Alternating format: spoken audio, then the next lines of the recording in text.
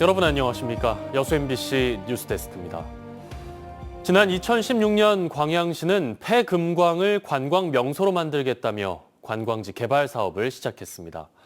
이 사업에 26억 원의 혈세가 투입됐는데요. 수년째 방치되고 있습니다. 보도에 김단비 기자입니다. 지난 2020년 준공된 광양 금광굴 체험시설입니다. 1906년 시작된 광양 광산의 금 채굴 역사를 기록하고 이를 관광 명소화하기 위해 만들어진 곳입니다. 하지만 문은 굳게 닫혀 있습니다. 이것을 보고 좀 동굴이나 실감을 해야 되는데 그런 점들이 좀 미비한 점이 많습니다. 저 입장에서도 좀 아쉬움을 많이 느끼고 있습니다. 문을 열고 들어간 금광굴. 광양 폐금광 내부입니다. 보시는 것처럼 전선들이 다 드러나 있는데요. 누전 위험 때문에 현재 전기를 아예 차단해 놓은 상태입니다. 천장에서는 빗물이 뚝뚝 떨어지고 바닥 조명 아래에는 물이 고여 있습니다. 누수 때문에 벽면에 설치된 빛 조명도 무용지물입니다. 이렇다 보니 이 시설은 준공만 했을 뿐 3년이 넘게 개관조차 못했습니다. 금광굴 체험시설과 함께 지어진 카페도 사실상 폐업 상태입니다. 어떻게 보면 충분히 예견할 수 있는 문제였거든요. 누수, 누전 이런 것들은요. 그런데 거기에 대한 대책을 생각하지 못하고 사업을 했기 때문에. 광양시가 점동마을 금광부지의 역사성을 살리겠다며 추진해놓고 실패한 관광 명소화 사업. 국비 등 26억 원을 들여 만든 곳에 광양시는 보강공사를 명목으로 또 혈세를 투입할 계획입니다. MBC 뉴스 김단비입니다. 오늘 전남 동부 지역은 대체로 흐린 가운데 올겨울 들어 가장 추웠습니다. 내일은 날씨가 조금 풀리겠지만 여전히 바람이 강하게 불어 체감 기온은 영하권을 밑돌겠습니다. 내일 아침 최저 기온은 여수가 영하 3도, 순천과 광양은 영하 5도까지 떨어지겠고 낮 최고 기온은 3도에서 5도까지 오르겠습니다. 바다의 물결은 남해서부 앞바다에서 0.5에서 3m, 먼 바다에서는 1.5에서 4m로 다소 높게 일겠습니다. 내일 여수의 만조 시각은 오전 0시 27분, 간조 시각은 오전 6시 23분입니다. 전남 지역에 많은 눈이 내리고 바람까지 강하게 불면서 여객선과 항공기 결항이 잇따랐습니다. 전라남도에 따르면 오늘 오후 5시 기준 여객선은 녹동과 거문을 포함해 총 18개 항로 27척의 운항이 통제 중이고 여수공항에서 항공기 한 편이 결항했습니다.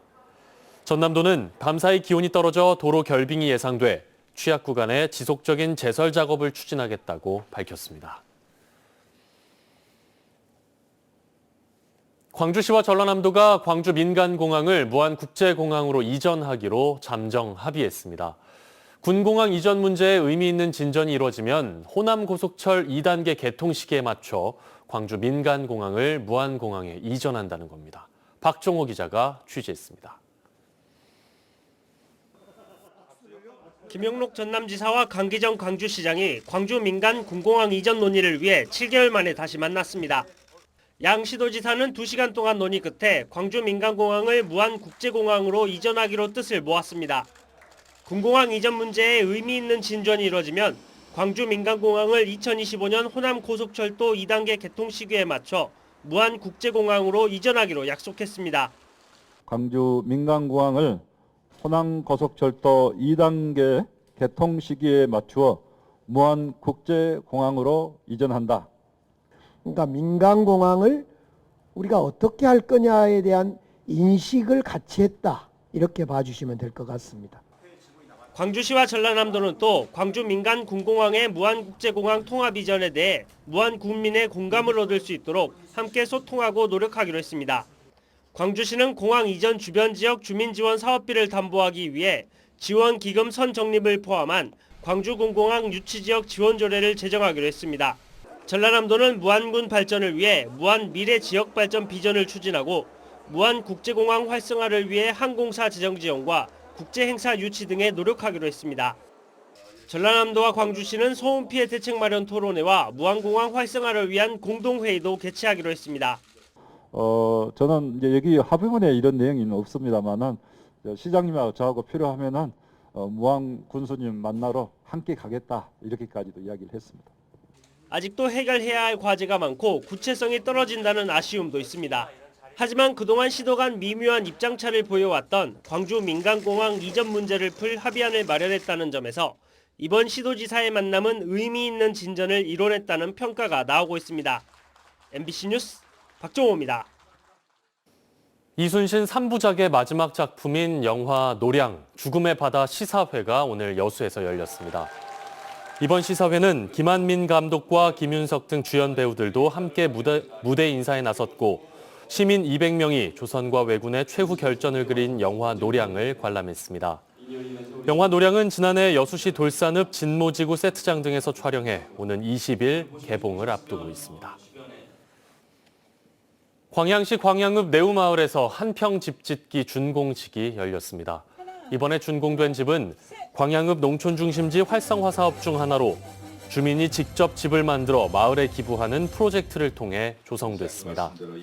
사업을 추진한 주민위원회는 전남에서 처음으로 시도한 한평 집짓기가 긍정적인 효과를 내고 있다며 내년부터 인근 마을까지 사업을 확대할 계획이라고 밝혔습니다.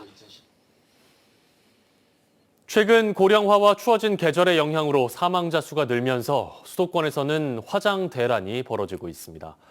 고령화율이 높은 전남 역시 예외는 아닌데요. 화장장이 부족해 3일차에 발인하지 못하는 4일장이 흔한 풍경이 되고 있습니다. 서희령 기자가 취재했습니다. 목포의 한 화장장. 화장 순서를 기다리는 유족들로 대기실이 북적입니다. 6기를 운영하는 이 화장장은 최근 늘어난 화장 수요에 예비 화로까지 가동을 시작했습니다. 인적, 화순이나 담양, 나주 같이 다 화장을 진행해줘야 되는데 그건 못하니까 목포로 오고. 화장 대기가 길어지면서 유족들은 불가피하게 4일장을 치르고 있습니다. 보건복지부가 운영하는 화장 예약 서비스입니다. 목포의 경우에도 3일차까지는 모두 예약이 완료돼 다른 시군으로 원정 화장을 가지 않는다면 4일장을 치를 수밖에 없습니다. 대부분 오시면 한 3분 정도는 4일장 한다고 보시면 될 거예요. 10월달부터 조금 너무 많이 좀 돌아가시니까. 최근 사망자 10명 가운데 9명은 화장을 선택할 만큼 화장 비율은 높아진 상황. 하지만 전국적으로 화장장이 부족해 3일차에 화장을 치르는 사례는 63.8%에 그치고 있습니다. 고령화로 사망자가 느는 데다 화장시설까지 부족하면서 화장 대란이 일어난 겁니다. 목포의 경우 화장장 운영 방식이 이 같은 대란을 부추기고 있다는 목소리도 나오고 있습니다. 광주 전남 지역에 있는 6곳의 화장장 가운데 유일하게 관외 예약에 제약을 두고 있지 않기 때문입니다. 감내 사람을 먼저 우선으로 잡게끔 시스템이 돼 있어요. 목포가 이제 그렇게 안 하고 목포로 오는 경우가 허다해요.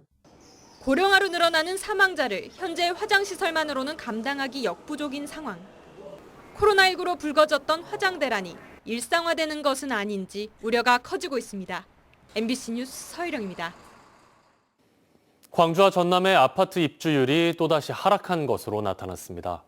주택산업연구원에 따르면 지난달 광주 전남을 비롯해 호남권 아파트 입주율은 68.2%를 기록해 전달에 비해 6.1%포인트 하락했습니다. 이는 전국 평균 입주율 72.3%에 비해 4.1%포인트 낮은 것입니다. 이는 부동산 경기 침체로 종전주택 매각 지연과 세입자 미확보, 잔금 대출을 마련하지 못한 요인이 큰 것으로 분석됐습니다.